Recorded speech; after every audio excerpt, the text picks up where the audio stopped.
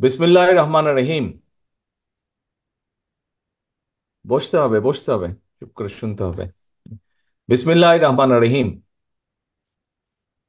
চুয়াডাঙ্গা জেলা আহ্বায়ক কমিটি কর্তৃক আয়োজিত আজকের এই জেলা সম্মেলনের সম্মানিত সভাপতি বাবু খান, মঞ্চে উপস্থিত বাংলাদেশ জাতীয়তাবাদী দলের সম্মানিত মহাসচিব জনাব মির্জা ফখরুল ইসলাম আলমগীর, মঞ্চে উপস্থিত খুলনা বিভাগের বিভিন্ন জেলা থেকে আগত কেন্দ্রীয় নেতৃবৃন্দ এবং চুয়াডাঙ্গা জেলার উপস্থিত নেতৃবৃন্দ, আমার সামনে উপস্থিত সম্মানিত কাউন্সিলর বৃন্দ, আমার সহকর্মী বৃন্দ এবং উপস্থিত চুয়াডাঙ্গার বিভিন্ন পর্যায় থেকে আগত প্রিয় ভাই ও বোনেরা, আসসালাম আলাইকুম। আজকে চুয়াডাঙ্গা এবং বাংলাদেশ জাতীয়তাবাদী দলের জন্য একটি গুরুত্বপূর্ণ দিন। বহু বছর পরে আজকে চুয়াডাঙ্গা জেলায় বাংলাদেশ জাতীয়তাবাদী দলের ডিস্ট্রিক্ট বা জেলা সম্মেলন অনুষ্ঠিত হচ্ছে। প্রথম পর্বে আমরা আছি, কিছুক্ষণের মধ্যেই প্রথম পর্ব শেষ হয়ে যাবে, দ্বিতীয় পর্ব শুরু হবে। প্রথম পর্বে বিভিন্ন পর্যায়ের দলের মহাসচিব সহ জেলা পর্যায়ের, কেন্দ্রীয় পর্যায়ের বিভিন্ন পর্যায়ের নেতৃবৃন্দ বক্তব্য রেখেছেন আমাদের এক শহীদ সহকর্মীর সন্তান। উপস্থিত আছেন আমাদের আরো শহীদ পরিবারের সদস্যরা। আজকের এই জেলা সম্মেলনে আমি স্মরণ করতে চাই বিগত স্বৈরাচার আন্দোলনে আমাদের যে সকল সহকর্মী শহীদ হয়েছেন তাদেরকে। আমি স্মরণ করতে চাই আজকের এই জেলা সম্মেলনে সমগ্র চুয়াডাঙ্গা সহ সমগ্র বাংলাদেশে আমাদের শত হাজারো সহকর্মী যাদেরকে আমরা হারিয়েছি, যে সকল সহকর্মী যারা বিভিন্নভাবে পঙ্গুত্ব বরণ করেছেন, তাদেরকে শ্রদ্ধার সঙ্গে স্মরণ করতে চাই। আমি স্মরণ করতে চাই আমাদের সারা দেশে ছড়িয়ে ছিটিয়ে থাকা সেই 60 লক্ষ নেতাকর্মী যারা স্বৈরাচারী বিরোধী আন্দোলনে ভূমিকা রেখেছেন, তাদেরকে যারা গায়েবী মামলা সহ মিথ্যে মামলার নির্যাতনের শিকার হয়েছেন। সারা দেশে ছড়িয়ে থাকা ছিটিয়ে থাকা আমার সেই 60 লক্ষ সহকর্মীদেরকে আমি স্মরণ করতে চাই। প্রিয় সহকর্মীবৃন্দ, আজকে এই যে এখানে জেলা সম্মেলন, এর লক্ষ্য বা উদ্দেশ্য কি? আমরা কিছুক্ষণ আগে, আমি বক্তব্যের আগে আমাদের নেতৃবৃন্দের কাছ থেকে দেশের অতীত বর্তমানের বহু কথা আমরা জেনেছি, ভবিষ্যৎ সম্পর্কে কিছু আমরা শুনেছি। আমি যেহেতু সেই কথাগুলো হয়ে গিয়েছে, আমি সেই কথাগুলোতে আজকে যাব না, যা আপনারা এর ভেতরেই শুনে ফেলেছেন। এখন এই যে আমরা একটু পরে, আমার বক্তব্যের পরে খুব সম্ভব আপনাদের দুপুরের খাবারের জন্য একটু বিরতি হবে। তারপরে সম্মেলনের যে আসল, যেটি একটু আগে বাবু খান বলছিলেন, যে দ্বিতীয় যেই পর্বটি, সেটি হচ্ছে সবচেয়ে গুরুত্বপূর্ণ পর্ব। কি সেই পর্ব? অর্থাৎ ভোট প্রদান, বা সম্মেলনের যে মূল লক্ষ্য বা উদ্দেশ্য, ভোট প্রদানের মাধ্যমে আজকের যে 800 কাউন্সিলর, এই কাউন্সিলর বৃন্দ আজকে সিদ্ধান্ত নেবেন যে আগামী 2 বছর যে সাংগঠনিক আমাদের গঠনতন্ত্র মোতাবেক যে সাংগঠনিক মেয়াদ, সেই মেয়াদের জন্য এই 800 কাউন্সিলরের অধিকাংশ কাউন্সিলর কাদেরকে কাদেরকে দায়িত্ব প্রদান করবেন।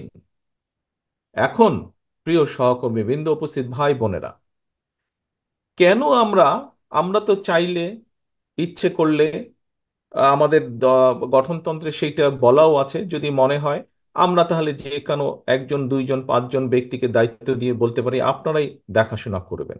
না, আমরা কিন্তু সেটা করিনি। আজকে এই যে এতগুলো মানুষ আজকে এখানে আপনারা একত্রিত হয়েছেন এই সম্মেলনকে ঘিরে, কেন? ওই যে কথাটি বললাম, যে আপনারা এই যে 800 কাউন্সিলর, কাউন্সিলরের বাইরেও বহু সহকর্মীবৃন্দ উপস্থিত আছেন, দলের সদস্যরা উপস্থিত আছেন, কিন্তু একটি নিয়ম কারণ আছে।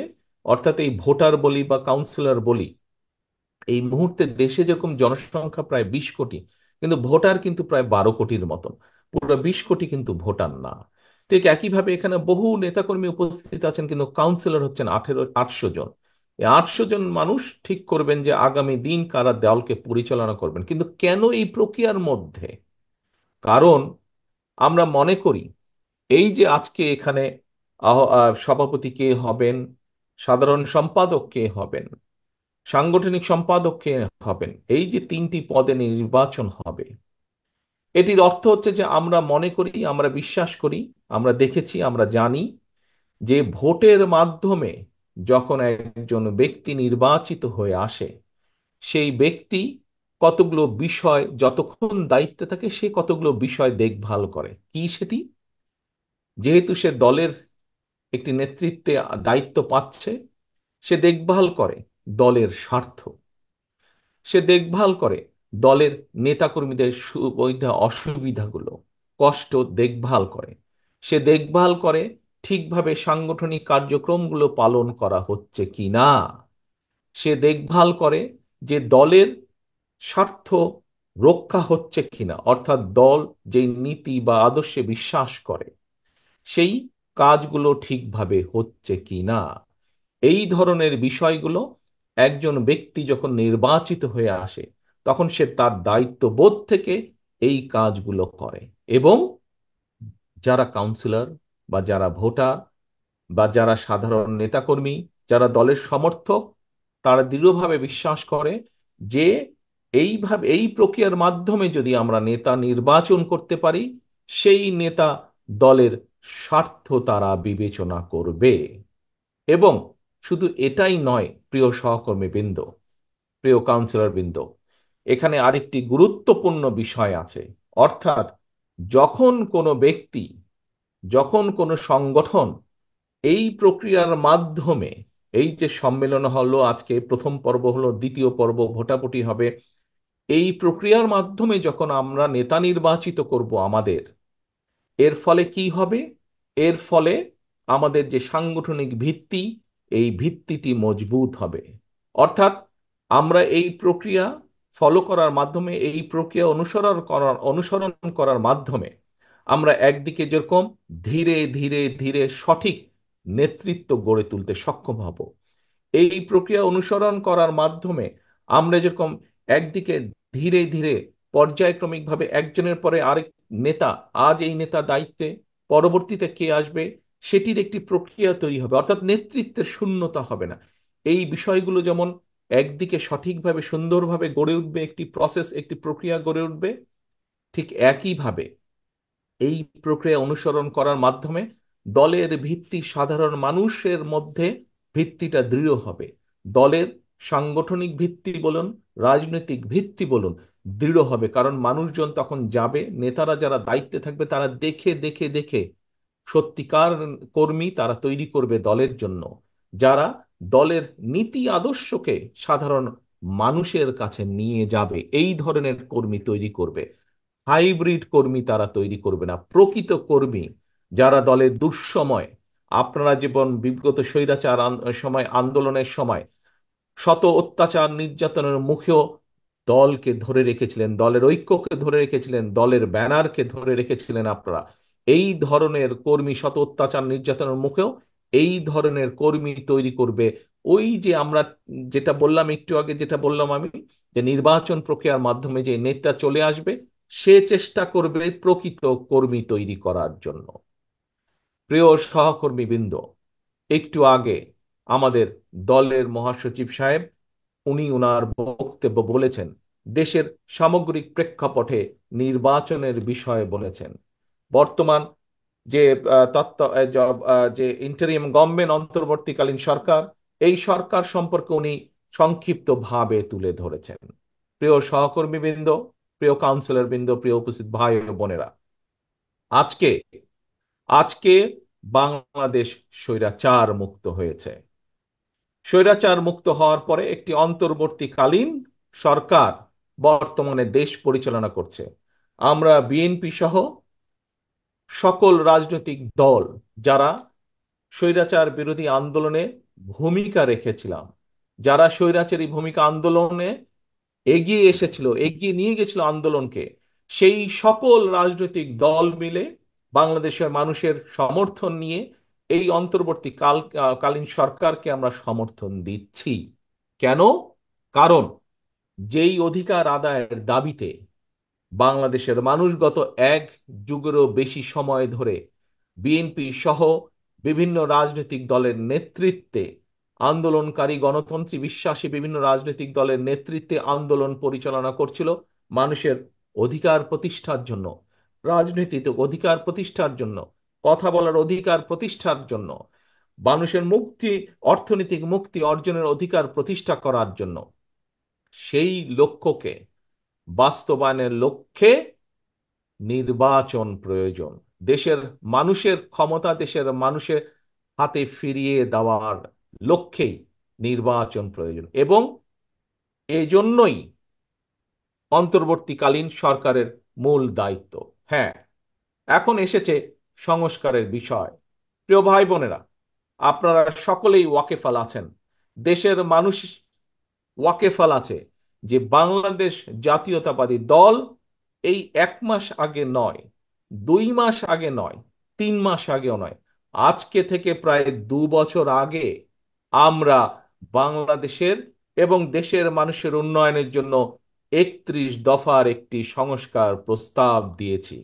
আজকে অনেক ব্যক্তি বা সংগঠন সংস্কারের কথা বলছে। আজকের অন্তর্বর্তীকালীনও সরকার যে তারাও সংস্কারের কথা বলছে, কিন্তু এই সংস্কারের প্রস্তাব বিএনপি দেশের মানুষের সামনে প্রথম হাজির করেছে। কারণ বিএনপি দেশ এবং দেশের মানুষের জন্য চিন্তা করে বলেই আজ নয়, 3 মাস আগেও নয়, 6 মাস আগেও নয়, আজ থেকে 2 বছর আগে বিএনপি সংস্কার প্রস্তাব দিয়েছে। কিন্তু প্রিয় সহকর্মীবৃন্দ, এই সংস্কার প্রস্তাব এটি যে কোনো সাধারণ মানুষ বোঝে। সংস্কার প্রস্তাবের কাজ বা সংস্কারের কাজ অবশ্যই অন্তর্বর্তীকালীন সংস্কার, কিছু কিছু সংস্কারের কাজ এই সরকার শুরু অবশ্যই করতে পারে, আমরা চাইও যে তারা শুরু করুক। কিন্তু সংস্কার একটি চলমান প্রক্রিয়া। সংস্কার একটি চলমান প্রক্রিয়া। একজন শুরু করবে, বাকিরা তাকে, সেই সংস্কারকে তারা চলমান রেখে সামনে নিয়ে যাবে। কারণ দেশের মানুষের চাহিদার সাথে সামঞ্জস্য রেখে পর্যায়ক্রমিকভাবে সংস্কার পরিবর্তিত হবে সময়ে সময়ে।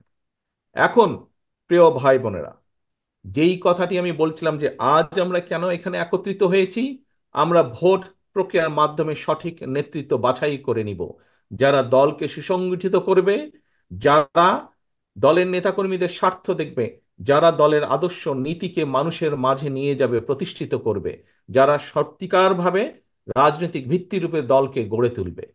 ঠিক একইভাবে আজ যখন দেশে, আজ যদি দেশে একটি সত্যিকার নিরপেক্ষ নির্বাচন অনুষ্ঠিত করতে পারে এই অন্তর্বর্তীকালীন সরকার, তাহলে প্রকৃত নির্বাচনের মাধ্যমে যেই ব্যক্তিগুলো নির্বাচিত হয়ে সেই সংসদে গিয়ে বসবে, সেই ব্যক্তিগুলো তখন এই দেশের মানুষের সত্যিকার যেই প্রয়োজন, এই দেশের মানুষের সত্যিকার যেই চাওয়া, সেইগুলো নিয়ে তারা সংসদে আলোচনা করবে, এই এবং তার ভিত্তিতে তারা বাস্তবতার নিরিখে পদক্ষেপ গ্রহণ করবে। আজকে নির্বাচন হলে দেশে, কেন আমরা নির্বাচন চাইছি, বারে বারে বিএনপি সহ বিভিন্ন রাজনৈতিক দল কেন নির্বাচনের কথা বলছে, কারণ এই জন্যই নির্বাচনের কথা বলছে। আমরা বিশ্বাস করি, আমরা মনে করি যে এই যে আজকের যে ইন্টারিম গভর্নমেন্ট, অন্তর্বর্তীকালীন সরকার, এই সরকার আমরা বিশ্বাস করতে চাই যে তারা একটি নিরপেক্ষ নির্বাচন দিতে সক্ষম হবে, এবং একটি নিরপেক্ষ নির্বাচন তারা দিতে সক্ষম হলেই একমাত্র সেই প্রকৃত ব্যক্তিগুলো নির্বাচিত হয়ে আসতে পারবে যারা সত্যিকারভাবে জনগণের কথা বলবে, যারা সত্যিকারভাবে জনগণের স্বার্থ নিয়ে চিন্তা করবে। তাহলেই একমাত্র সংসদে বসে আলোচনা হতে পারে কিভাবে আমাদের দেশের ভবিষ্যৎ প্রজন্ম, বর্তমানে যে সন্তানরা, তাদের শিক্ষা ব্যবস্থাকে সুন্দরভাবে ঢেলে আমরা সাজাতে পারবো, যাতে করে তারা ভবিষ্যতে শুধু পুঁথিগত বিদ্যা না, তারা যে আমাদের মূল্যবোধ, সামাজিক মূল্যবোধ, সেই মূল্যবোধের আলোকেও শিক্ষিত হয়ে তারা দেশ গঠনের কাজে নিজেদেরকে নিযুক্ত করতে পারে। আজকে যদি নির্বাচনের, একটি নিরপেক্ষ নির্বাচনের মাধ্যমে প্রকৃতভাবে জনপ্রতিনিধি নির্বাচিত হয়ে আসে, তাহলে সেই জনপ্রতিনিধিরা সংসদে বসে আলোচনা করে সিদ্ধান্ত নিতে পারবে কিভাবে দেশের মানুষের স্বাস্থ্য সুবিধা বৃদ্ধি করা যায়, কিভাবে হাসপাতালগুলোতে, বিভিন্ন চিকিৎসালয়গুলোতে মানুষের স্বাস্থ্য সুবিধা নিশ্চিত করা যায়, কিভাবে তাদেরকে বেশি স্বাস্থ্য সেবা দেওয়া যায়। আজকে যদি সংসদে প্রকৃত জনপ্রতিনিধিরা নির্বাচিত হয়ে আসতে পারে একটি নিরপেক্ষ নির্বাচনের মাধ্যমে, তাহলে তারা বসে আলোচনা করে সিদ্ধান্ত নিতে পারবে কিভাবে বাংলাদেশের কৃষকদেরকে তাদের সমস্যাগুলো ধীরে ধীরে পর্যায়ক্রমিকভাবে কমিয়ে নিয়ে এসে কৃষকদের সুবিধা বৃদ্ধি করা যায়, কৃষকদের সমস্যার সমাধান করা যায়। এইভাবে প্রত্যেকটি সেক্টরের সমস্যা কিভাবে পর্যায়ক্রমিকভাবে সমাধান করা যায়, এবং আমরা যে 31 দফা দিয়েছি সংস্কার প্রস্তাব দেশের উন্নয়নে, দেশের মানুষের ভাগ্যের পরিবর্তনের জন্য, শুধু আমরাই নয়, বিভিন্ন দল দিয়েছে, বিভিন্ন সুশীল সমাজ সহ বিভিন্ন ব্যক্তিবর্গ যেই পরিবর্তনগুলোর কথা বলছে, এমনকি অন্তর্বর্তীকালীন সরকারের প্রধান সহ উপদেষ্টা যে সকল সংস্কারের কথা বলছেন, সকল সংস্কারের বাস্তবায়ন একমাত্র সম্ভব, সূচনাও একমাত্র সম্ভব, বাস্তবায়ন করাও একমাত্র সম্ভব শুধুমাত্র একটি প্রকৃত নির্বাচনের মাধ্যমে। যদি প্রকৃত জনপ্রতিনিধিরা নির্বাচিত হয়, তাহলেই একমাত্র সম্ভব। সেজন্যই আমরা বলছি, রাজনৈতিক দলগুলো বলছে কেন দেশে নির্বাচন প্রয়োজন। দেশের নির্বাচন যত দেরি হবে, প্রিয় সহকর্মীবৃন্দ, প্রিয় ভাই বোনেরা, এটি হচ্ছে বাস্তবতা, তত ষড়যন্ত্র বৃদ্ধি পাবে। যেই স্বৈরাচারকে জনগণের অভ্যুত্থানের মাধ্যমে হটিয়ে দেওয়া হয়েছে, যেই স্বৈরাচারের বিরুদ্ধে দেশের লক্ষ কোটি মানুষ বিগত 1 যুগেরও বেশি সময় ধরে আন্দোলন করেছে, সেই স্বৈরাচার কিন্তু বসে নেই। সেই স্বৈরাচার কিন্তু তাদের ষড়যন্ত্রে, তাদের দেশি বিদেশি প্রভুদের সাথে মিলে বসে ষড়যন্ত্র করেই যাচ্ছে।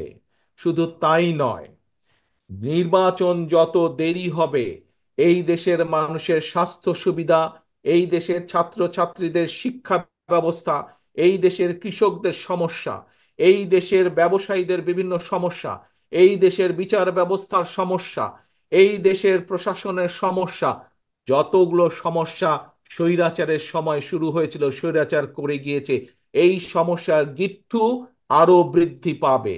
একমাত্র একটি নির্বাচনের মাধ্যমে সম্ভব ধীরে ধীরে পর্যায়ক্রমিকভাবে দেশের সমস্যাগুলোর সমাধান করা।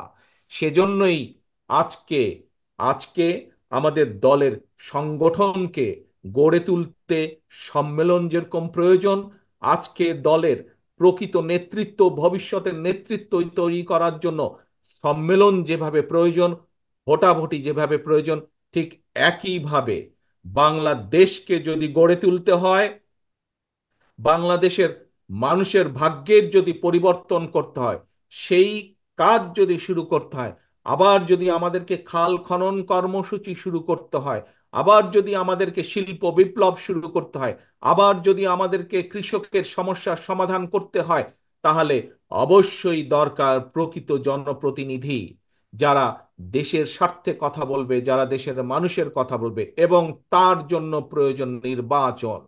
এই কথাটা পরিষ্কারভাবে এই কথাটা পরিষ্কারভাবে আজকে আমাদেরকে তুলে ধরতে হবে অন্তর্বর্তীকালীন সরকারের কাছে, তুলে ধরতে হবে বাংলাদেশের মানুষের কাছে। কারণ এটিই হচ্ছে পৃথিবীতে যে সকল গণতান্ত্রিক দেশ আছে, পৃথিবীতে যে সকল উন্নত দেশ আছে, তারা এই গণতন্ত্র চর্চার মাধ্যমেই ধীরে ধীরে তাদের দেশের অনেক সমস্যার সমাধান তারা করেছে।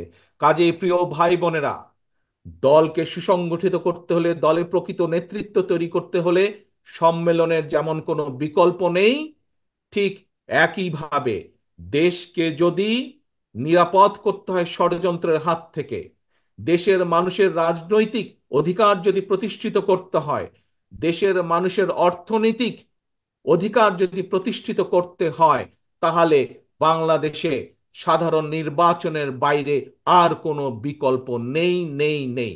কারণ সোজা একটি কথা, যদি দেশের রাজনীতি রুগ্ন হয়, যদি দেশের রাজনীতি রুগ্ন হয়, আপনি গ্যারান্টি দিয়ে বলতে পারেন, যে দেশের রাজনীতি রুগ্ন, যে দেশের রাজনীতি অসুস্থ, সেই দেশের অর্থনীতি অসুস্থ, সেই দেশের শিক্ষা ব্যবস্থা অসুস্থ, সেই দেশের স্বাস্থ্য ব্যবস্থা অসুস্থ, সেই দেশের শিল্প ব্যবস্থা অসুস্থ, সেই দেশের বিচার ব্যবস্থা অসুস্থ, সেই দেশের কৃষি ব্যবস্থা অসুস্থ। এবং চারিদিকে তাকিয়ে দেখুন, বিগত স্বৈরাচারের সময় এই প্রত্যেকটি সেক্টরকে ধ্বংস করে দিয়ে গেছে। আজকে যদি এই সেক্টরগুলোকে আবার তিলে তিলে গড়ে তুলতে হয়, একমাত্র বিকল্প পথ হচ্ছে নির্বাচন, নির্বাচন এবং জনগণের নির্বাচন। যে নির্বাচনে জনগণ মুক্তভাবে, নিরাপদভাবে, স্বাধীনভাবে ভোট দিয়ে তাদের নিজেদের জনপ্রতিনিধিদেরকে সংসদে পাঠাতে সক্ষম হবে। একমাত্র সেই নির্বাচনের মাধ্যমে দেশের সমস্যাকে আমরা ধীরে ধীরে কমিয়ে আনতে পারবো ইনশাল্লাহ। ঠিক যেভাবে আজকে আপনারা এখানে একত্রিত হয়েছেন, চুয়াডাঙ্গা বিএনপিকে আবার শক্তিশালী রাজনৈতিক ভিত্তির উপরে গড়ে তোলার জন্য, সঠিক নেতৃত্ব বাছাইয়ের জন্য, ভবিষ্যৎ নেতৃত্ব বাছাইয়ের জন্য, ঠিক একইভাবে দেশেরও ভবিষ্যৎ নেতৃত্ব, দেশেরও ভবিষ্যৎকে গড়ে তুলতে হলে নির্বাচনের বাইরে আর কোনো বিকল্প পথ নেই। আসুন, আজকে আমরা জেলা বিএনপির সম্মেলনকে যেরকম সফল করার জন্য আমরা সকলে এখানে একত্রিত হয়েছি, একটি সুন্দর সম্মেলনের মাধ্যমে আমরা সেটিকে যেমন সফল করব, আগামী দিনে আসুন দেশের মানুষকে আমরা উদ্বুদ্ধ করি। এখানে আপনারা যারা আজকে উপস্থিত হয়েছেন, কাউন্সিলররা উপস্থিত হয়েছেন, সর্বপর্যায়ের চুয়াডাঙ্গার সর্বপর্যায়ের নেতৃবৃন্দ, সহকর্মীবৃন্দ, তৃণমূলের নেতাকর্মীরা উপস্থিত হয়েছেন।